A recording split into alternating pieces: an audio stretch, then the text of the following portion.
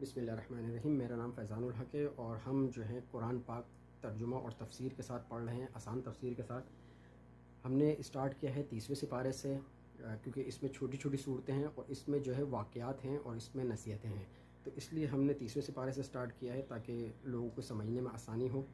और ये सिर्फ़ पढ़ने का मकसद ये है कि जो लोग कुरान पाक पढ़ना नहीं जानते या उनको उर्दू समझ में नहीं आती या उनको तफसीर, तो ये सिर्फ़ उन तक ये मैसेज पहुंच जाए या उन तक ये चीज़ पहुंच जाए और वो इसको देख के या सुन के जो है वो कुछ हिदायत पर आ जाएं या कुछ चीज़ें समझ में आ जाएं।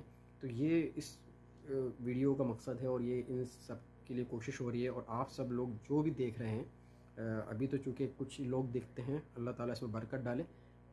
सब्सक्राइबर नहीं भी हों तो उसका कोई वो नहीं है, बस अगर आप तक मेरी वीडियो पहुंच रही है तो आप इसको बस शेयर कर दें, ताकि अगर आपके ज़रिए से किसी तक भी ये चीज़ें पहुंच जाएं तो यकीनन अल्लाह ताला बेहतर करने वाला है, मेरे लिए भी और आपके लिए भी। तो शायद हमारी आखिरत कुछ अल्लाह सामान बना दे और किसी को भी हिदायत मिल जाए मुझसमेत, तो हमारी ज़िंदगी और आखिरत दोनों बन जाए। आज हम 30वें पारे की चौथी सूरत की तहमीदी कलमात पढ़ेंगे, सूरह तकवीर।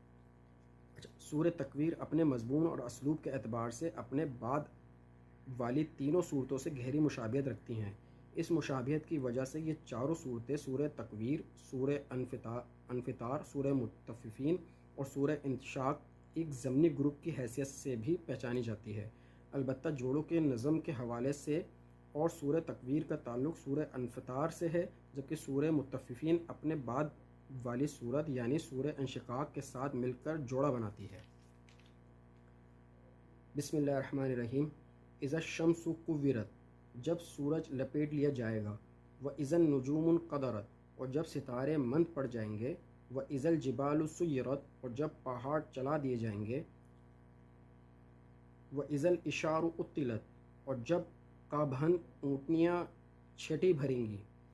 अल इशार से 10 महीनों के हमल वाली ऊँटनियाँ मुराद हैं, यानी ऐसी ऊँटनियाँ जिनके वाज़े हमल का वक्त बहुत करीब हो।